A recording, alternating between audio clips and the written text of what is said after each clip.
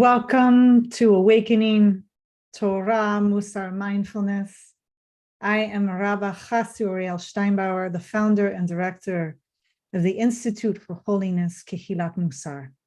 And I'm delighted that you've joined us today for our weekly series offering on Sundays at 12:30 Eastern Standard Time, B'ezrat Hashem, God willing, where we look at the weekly Torah portion from the Hebrew Bible, from the lens and practices of Mussar mindfulness, this combination of Mussar in the Jewish tradition and mindfulness and Theravada Buddhism, bringing this synergy of these wise ancient traditions for us to get the most out of our spiritual discipline and practice to be able to move forward on this path towards holiness together. So I'm delighted that you've joined us. Before we jump into this week's Parsha, we always begin with our kavanot, our intentions for today's practice. If you are watching on video, I'm going to share those on share screen right now.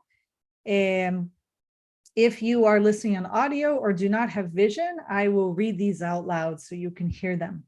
So here at the Institute for Holiness, we see this practice we're doing together on Sundays as doing an act of radical self-care. Hideshe. Why?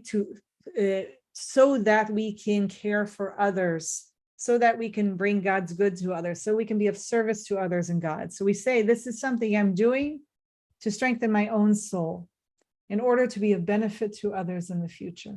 That is our first intention for today's practice. The second intention is that we recognize we're doing this act for others.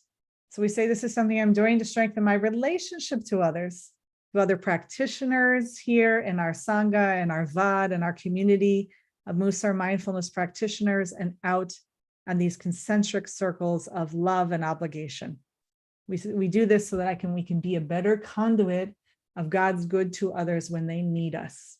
And the third kavanah, the third intention for today, is that we're doing this to strengthen our relationship with the divine, whatever that may mean to you. We say, this is something I'm doing to strengthen my relationship to the Creator, to the source of all being, so that I can be a better conduit of God's good to others and even to myself when they need me and when I need myself, right? Learning how to become our own best friend, to practice this really inner compassion and inner self-care. So those are our intentions for today. Like every Sunday, may we merit that we can fulfill those intentions in today's practice.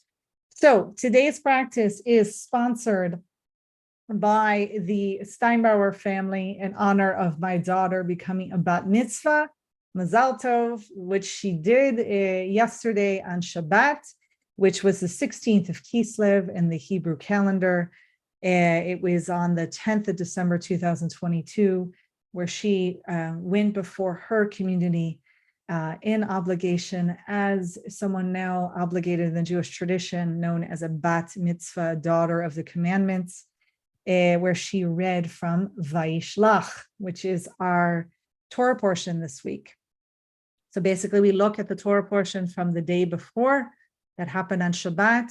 Hopefully you had the week prior to read it, to delve into it, to busy yourself in Torah, as we say, la'asok b'Torah, to really understand what's going on, some of the classical commentaries around it, so you could come to this session ready to delve into it from our shared lens and share vocabulary of Mussar mindfulness. So today, obviously, is Sunday, the 11th of December 2022. We are in the 17th of Kislev, the Hebrew month of Kislev, 5783, the Hebrew year. This is our 8th sitting together, which is a miracle. I can't believe how quickly this is all happening, right? 1, 2, 3, 4, 5, 6, 7. Yes, Vayishlach. So I'm going to give you a brief summary of this Torah portion and then move into what we're going to concentrate on today.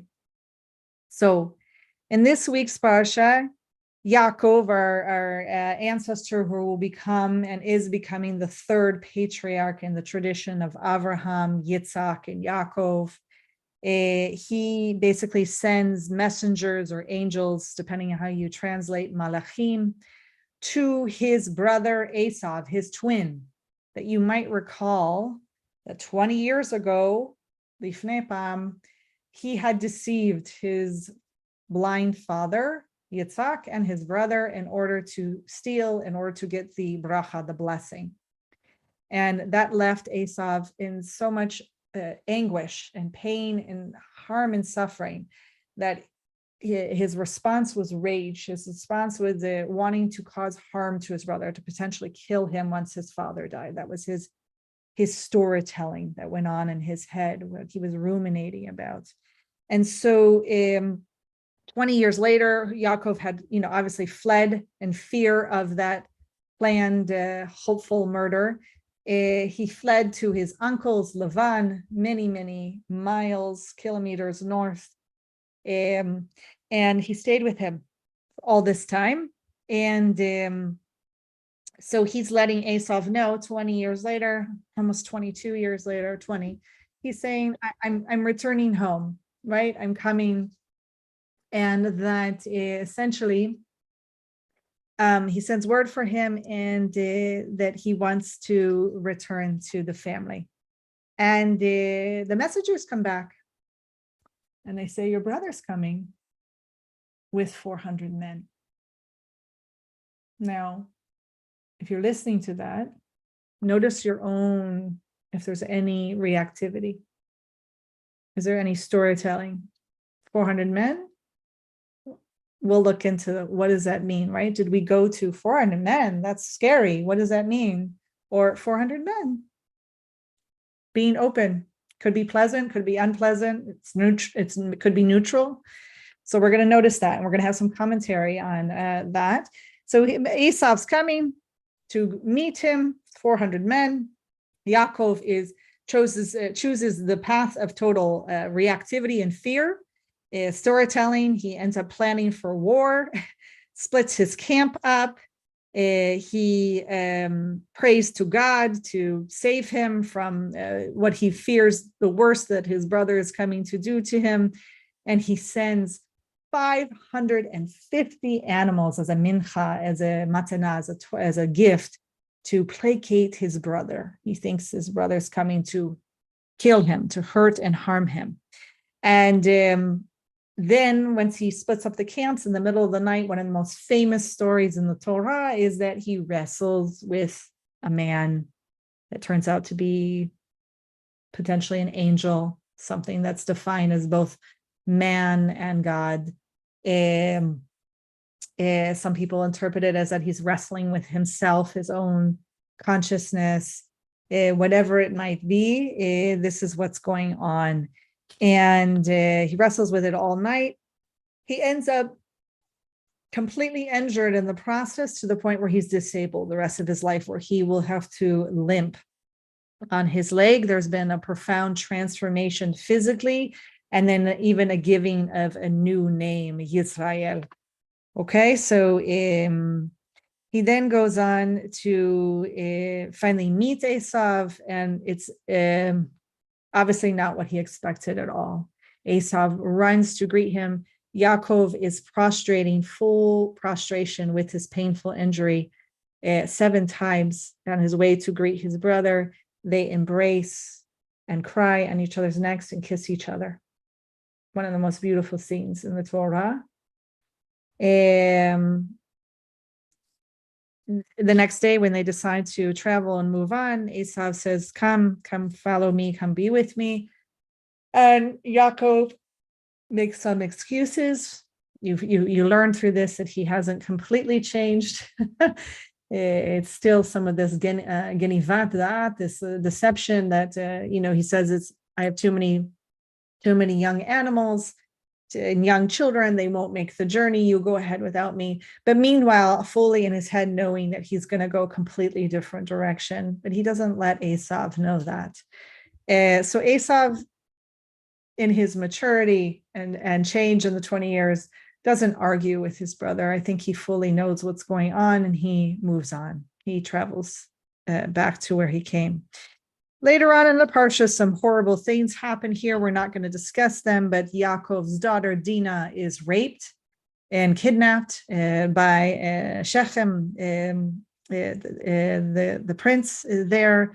And in reactivity, her brothers Shimon and Levi murder all the boys and men of that town and kidnap and take the girls and women. It's a horrific story and scene.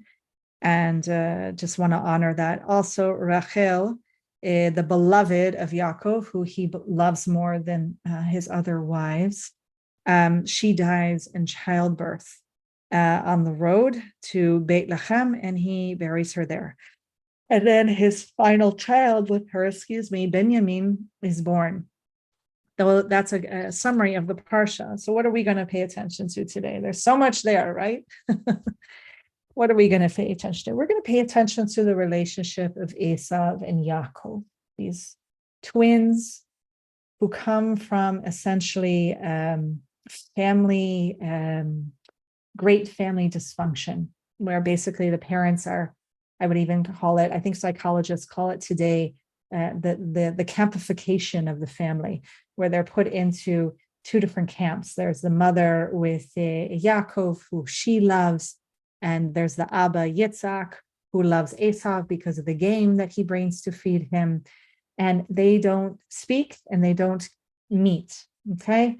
And there's first of all, the fact that it's well known how they're treated, what goes on in the relationships, that one is loved more than the other or valued more than the other. That creates more family dysfunction. So you have these boys being raised in this environment, and then go on to learn from the mother, who is, like, I would call her the master deceiver. She's your master teacher and Genivat Da'at in this deception of knowing how to deceive in order to cause what it is that she wants to cause.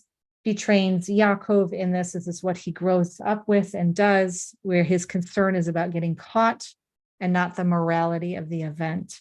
And so you have these two who are raised in this environment to the point where there's withholding of nutrients in order to cause someone under duress to sell their birthright, Yaakov to Esav, and then Yaakov deceiving with his mother, his blind father, and stealing the blessing. So outcomes of this dysfunction and rage, and I would say trauma, that Yaakov has to flee, essentially going into exile, has to actually leave the land that he's promised with his ancestors.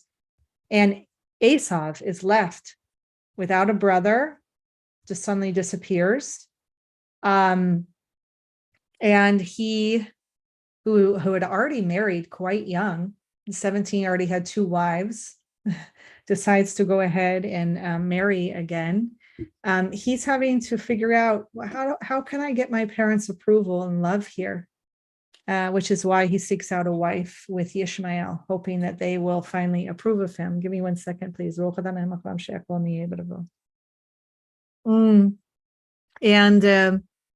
he's having to deal with his own anger and rage. And what we witness 20 years later is that he's dealt with it. When he shows up with his 400 men, he had the potential to do great harm. He could have murdered Yaakov and all of the camps, all of his family, his 4 wives and the children, and he didn't. And that's an important thing to point out. He didn't. Okay. So what I want to point out is coming out of this family dysfunction and trauma, essentially, is how are you going to respond in life? How are you going to move forward as a practice with what life has been handed to you? So if you happen to come from a family like Esav's and Yitzhak, are you going to spend, like Yaakov does, the next 20 years holding on to what happened and that fear, where he essentially is tortured by it, right? In some sense. It's why he has to wrestle with his angel. He's tortured by his guilt. and what he's done and the fear of the consequences for it, right? This is the boy at 17 who, I don't want to do this to my Abba, my father, because I might get caught and I'll receive a curse rather than the blessing. So he obviously has internalized this curse, this guilt, where he's tortured by it. He plans for the worst. He does a lot of storytelling. Oh my God, the 400 men are coming to murder me, right? And my family. He's caught up in reactivity.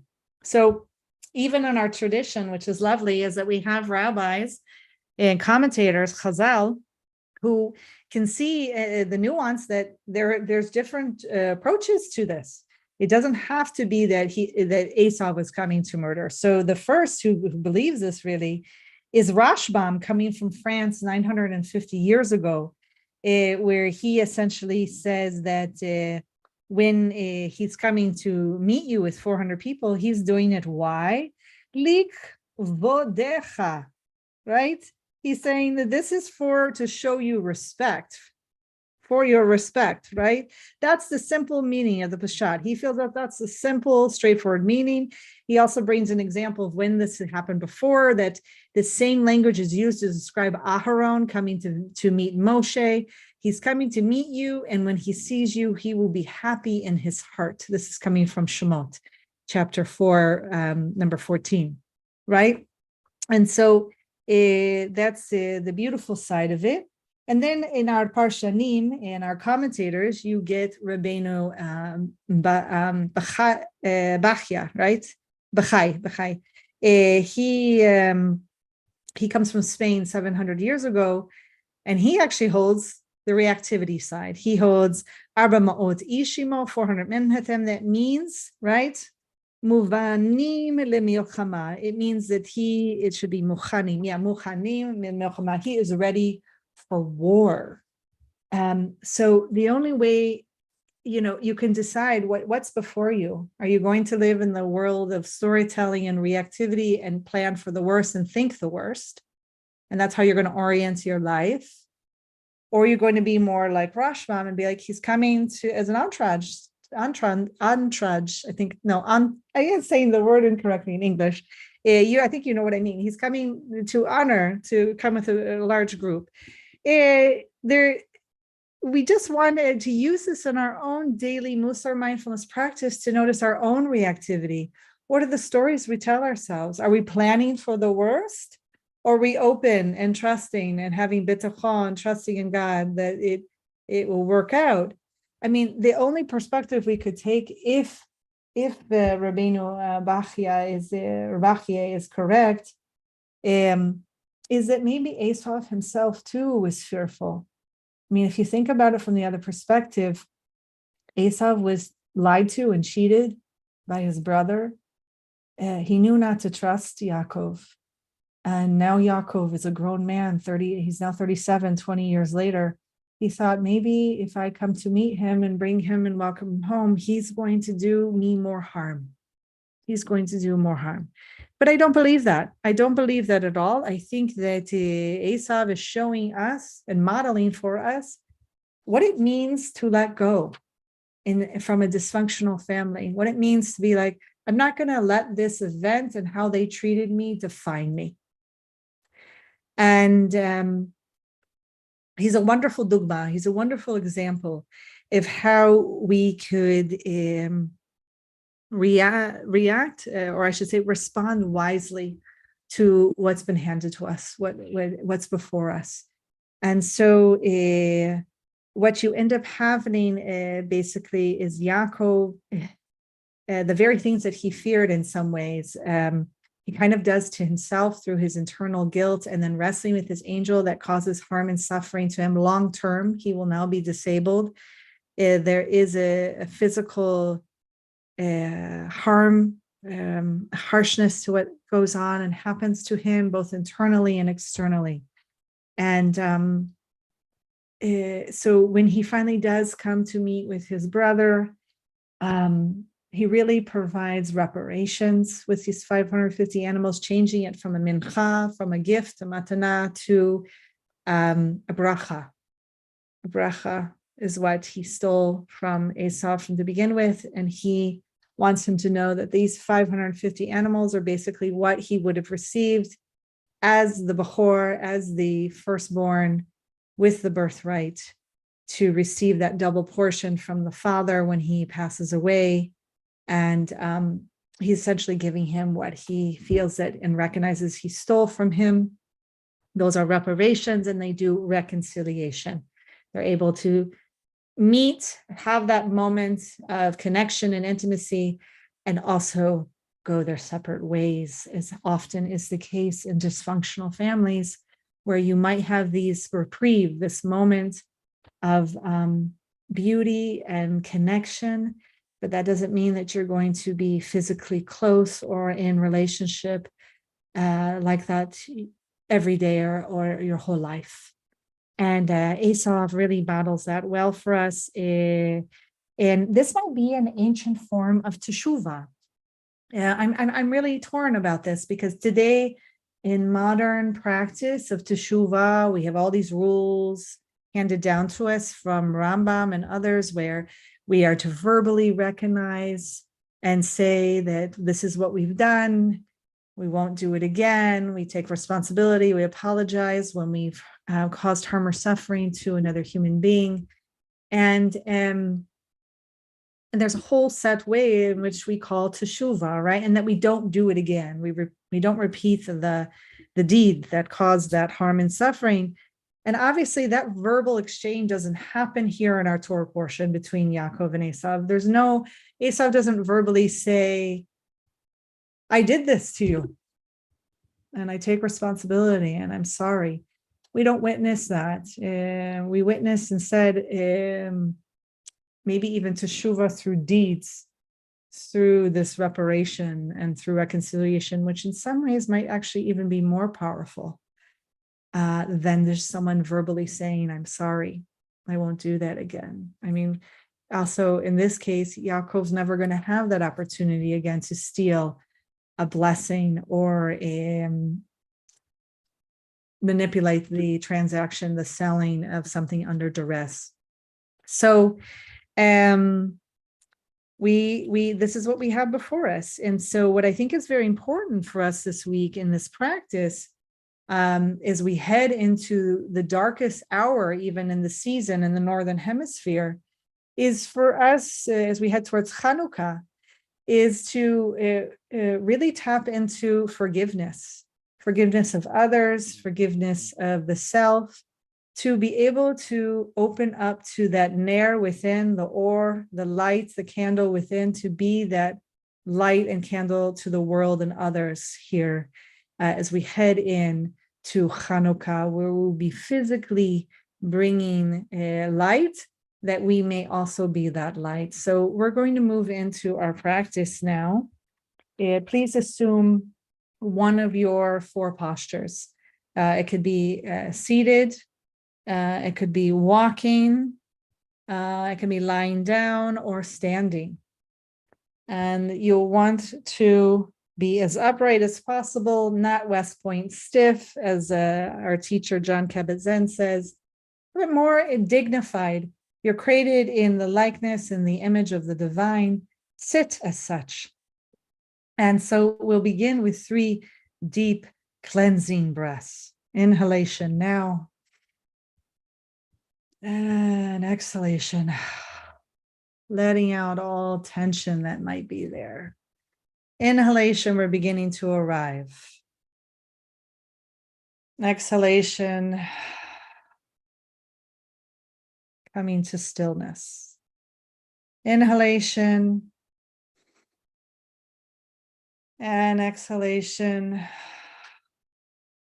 Grateful to be alive, grateful to be here in practice together in this present moment.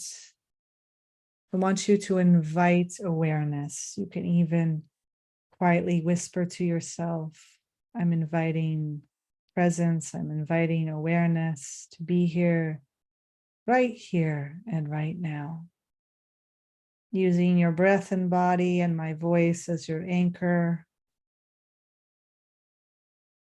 You may close your eyes if you are ready and you have vision. allowing your hands to rest wherever is comfortable.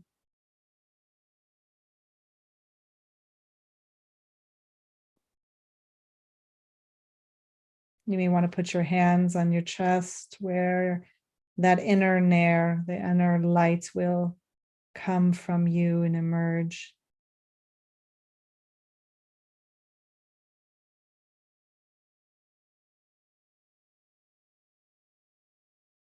To tap into forgiveness, into slichot, we need to consciously acknowledge in any given moment the thoughts, the feelings, the behaviors that are affecting us.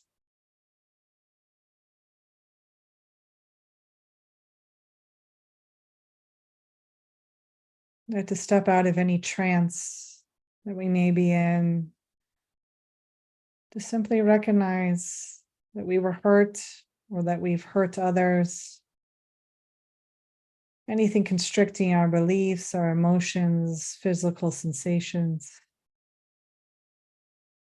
We think of Yaakov when when we think of Esav, when he learned that his blessing was stolen, his father did not have a blessing for him, the crying out, the anguish, the sobbing, the pain. Yes, he came out of the trance. He fully felt how sick and dysfunctional his family was and how he was receiving the harm and suffering of it. And coming out of these signs of trance, really listening to the gift of the inner voice. Any feelings of shame or fear, the squeeze of anxiety, the weight of depression in the body, the heaviness. Allowing that soft, still whisper to come through that we hurt or that we have hurt someone. And we allow that experience to be there just as it is.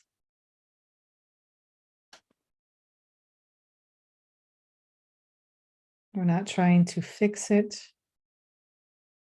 We're not avoiding anything.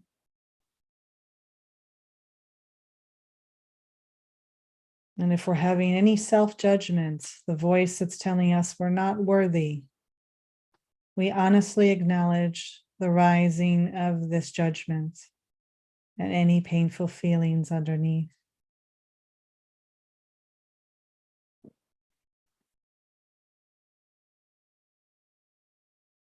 Many students and practitioners of Mussar mindfulness support their resolve to pause and let be by silently offering an encouraging word or phrase.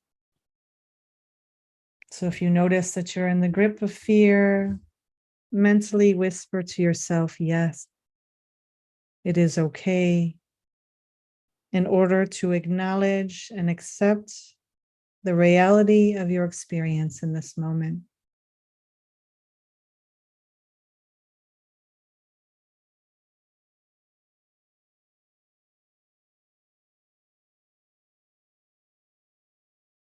And once we have recognized and allow whatever is arising, we deepen our loving, compassionate, and kind attention with curiosity, with a beginner's mind. We focus our attention on the present moment. What most wants your attention? What are you experiencing in the body? What are you believing?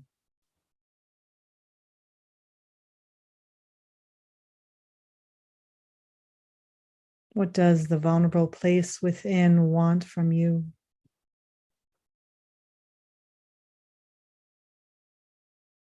Moving away from conceptualizing and bringing our primary attention to the felt sense in the body. Attempting to practice non-judgmental awareness.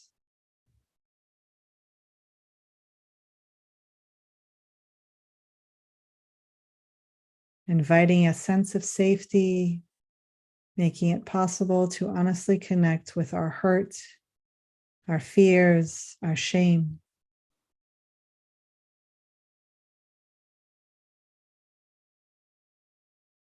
As we move into inner or self-compassion, we recognize that we are suffering or we have caused suffering.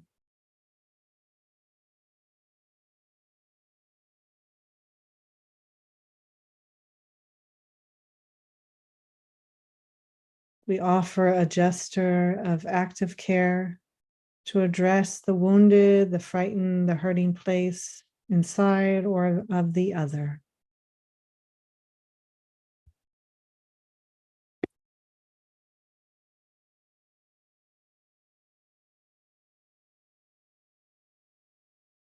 Does it need a message of reassurance, of forgiveness, of compassionship, of love? Experiment right now in your practice. See which intentional gesture of kindness most helps to comfort, to soften, or open your heart. It might be a mental whisper, I'm here with you, I'm sorry, I love you.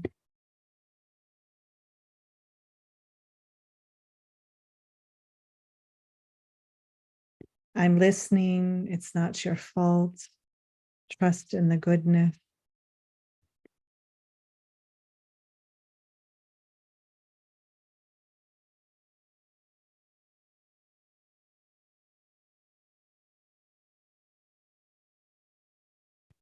If it feels difficult to offer love or forgiveness to yourself, bring to mind a loving being, whether it be God, spiritual figure, a beloved family member or friend or a pet, and imagine their wisdom and love flowing into you.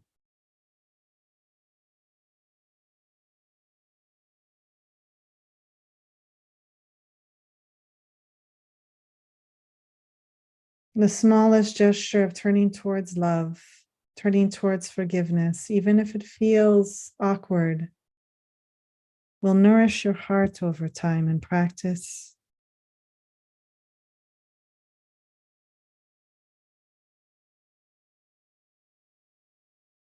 We move into the Kriyat Shema Alamita, the nighttime prayer before the Shema. You can quietly repeat after me. I hereby forgive anyone who has angered me, provoked me, caused me harm or suffering, physically or financially, whether in word or deed. Let no one incur punishments because of me. May I forgive. May I learn not to react.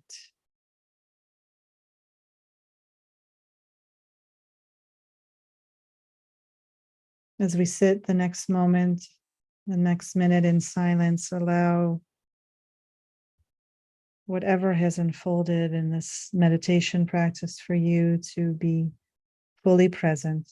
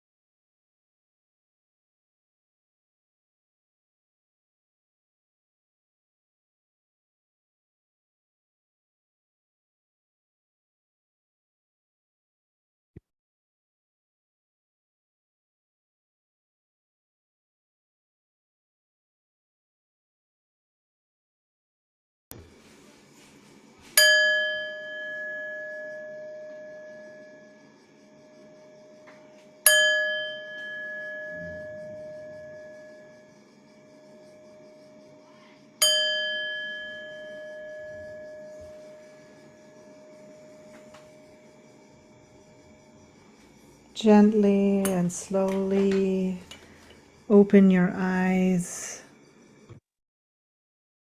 if they were closed during this practice.